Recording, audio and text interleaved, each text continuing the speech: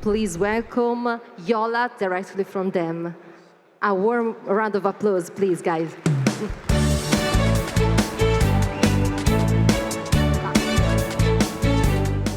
Good afternoon, everybody. My name is Toyosi Abolarin. I'm the co-founder for Yolat. And I'm going to start with a story. So I left Lagos, Nigeria to come to Europe. It took us about 8 to 12 hours to get here. And upon getting here, my friend started taking me around. And for everywhere that we went, she taps her card and payments just goes through. And I keep telling myself that Europeans must be so lucky to have this type of financial infrastructure. And why do I say that? I have 2 cards with me. This is MasterCard by Monzo. This is First Bank, the biggest bank in Nigeria, and they both have the MasterCard logo. But this card works anywhere in the world. If I go to US today, I can tap and pay. But this card only works in Nigeria. And I tell people that this is the reason why I believe that Bitcoin was built for Africans, because it solves a lot of interoperability problems that we have with African currencies. But beyond this, Africans leave their continent to work abroad. And one of the biggest issues that they have is sending money back home due to high transaction fees and slow processing times. In fact, it is even easier to send money from the United States to Nigeria than for me to send money from Nigeria to Kenya, because it just doesn't work. It takes days and it's super slow. And also in 2020, COVID-19 brought about the globalization of skills where people can work remotely. And we have a lot of Africans who now work as graphic designers, web developers, living in Africa and working for global companies. But one of their biggest problems is always getting paid. So this is a true life story of this guy. Not the real picture, but this guy actually works with our company. And he told us one day, someone reached out to him, I want you to design a poster. He designed the poster, and for him to get paid was a problem. The client asked, oh, you've done a great job. Can you please send me your PayPal account so I pay you? And he was like, PayPal does not work in Nigeria. Nigeria is one of the few countries that PayPal does not work. I said, okay, how about you send me your bank account, let me do a wire transfer for you. And he said, it's going to take 5 working days for me to open a business account. That is the minimum, 5 working days with many guarantors and many verifications. So lastly, he said, actually, I have an uncle that has a working business account. So the client paid his uncle, and till date, he doesn't still have his money. And this is where we believe that Yolat can come in. Leveraging the power of Bitcoin and Lightning Network, we want to create a platform that people can receive money and send money easily. Why Lightning? Because it is super fast. It is the fastest way to send money globally. Instant payment, and most importantly, we were building an infrastructure where businesses can actually integrate. So we are not only a B2C platform, we are also a B2B platform, where gaming platforms, cross-border platforms, businesses or NGOs that need to pay in Africa can easily integrate with our API, and we can disburse into the final currencies for them. Also, we believe that every creator, every freelancer, we believe that they are businesses. So we see creators as businesses, and we are offering them the same solutions where they can create payments links and get paid. In their wallets, they can see the Bitcoin equivalent, or they can see their local currency equivalent. Because we also believe that people don't really care about, is it Bitcoin, is it USDT, all they want is their money. And most importantly, we believe that we can give them that solution. How big is this opportunity? One is the growing Bitcoin and Lightning adoption globally. The market is growing daily. And most importantly, Africa has 54 countries and 43 currencies that are all not interoperable. And Bitcoin is that settlement layer that we believe we can leverage.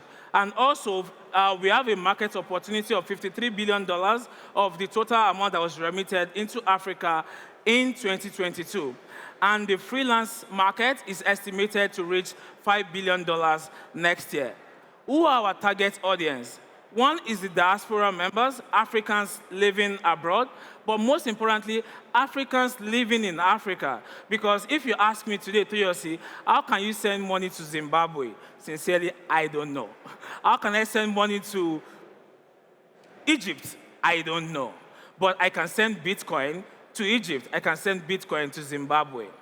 Also, part of our bigger target markets are cross-border platforms, because we know when it comes to remittance, it's a game of volume and it's a game of numbers. We believe that if we can partner with remittance companies that can integrate into our APIs, they can easily do the disbursement and give us the margin that we are looking for. We are looking to raise a seed round of $1.5 million. We launched about 6 weeks ago. And 6 weeks ago, we've done over $100,000 already in terms of volume without any marketing at all. Just word of mouth, friends and family using our platform. And what would the money be used for? A huge chunk of it will be used for compliance, because we understand the space that we play in. And also technology and a little bit of marketing and community development. Our team. I am a co-founder. We met 7 years ago when we were working at Venture Garden Group, building one of the largest remittance aggregators. So I have been in the industry for the past 7 to 8 years. Also, my co-founder was also working with one of the biggest local exchanges that we have in Nigeria, NairaX. And also, we both work on AfriChange.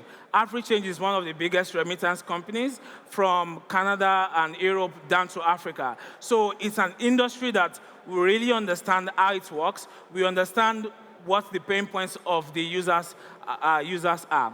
And lastly, we are always looking for businesses who want to integrate into our APIs. So if you need to do any payment within, at least for now, we have about 7 currencies that we've integrated into. Please send us an email or go to yolat.com and click on integrate with us. Thank you so much.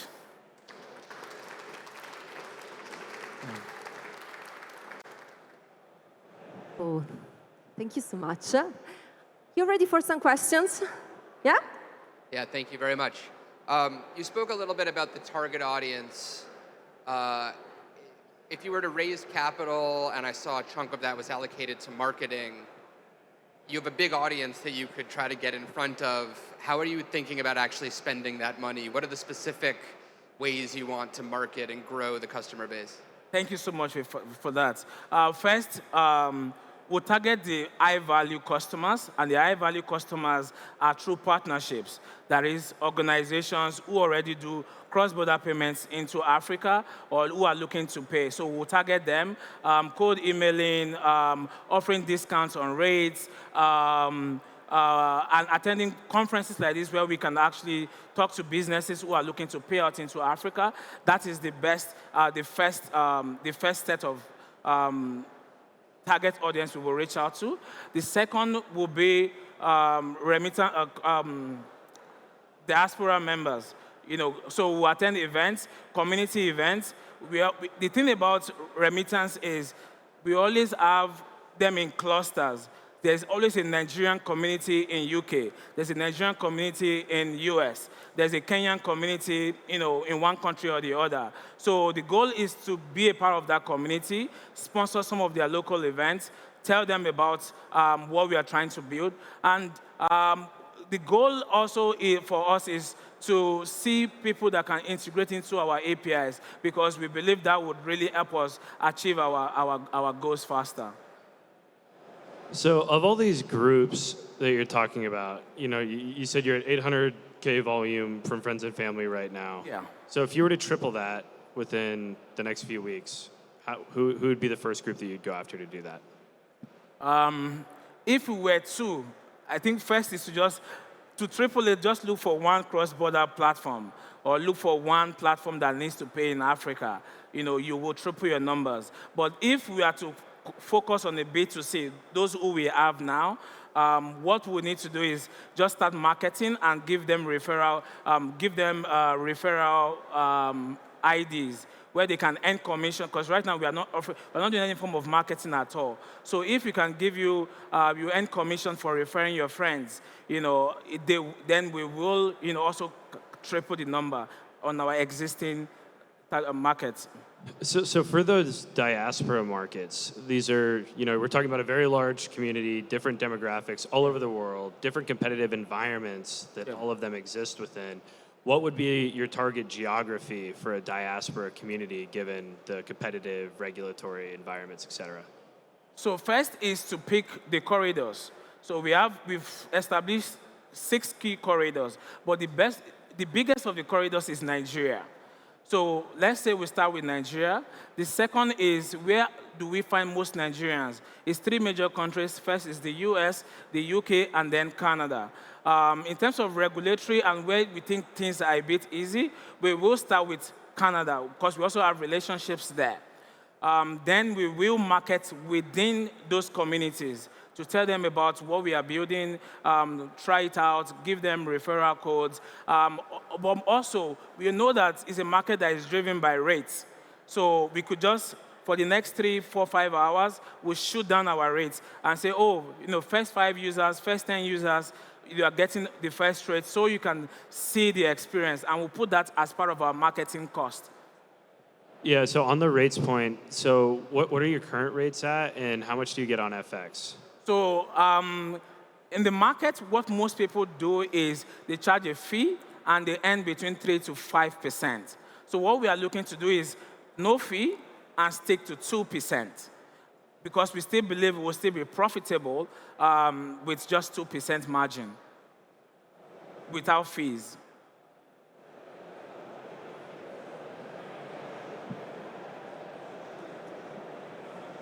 Do you mind sharing a bit how the customer experience actually looks like? So if there is somebody with Canadian dollar in Canada and there is somebody in Nigeria, so how do Canadian dollars get into the local currency in Nigeria?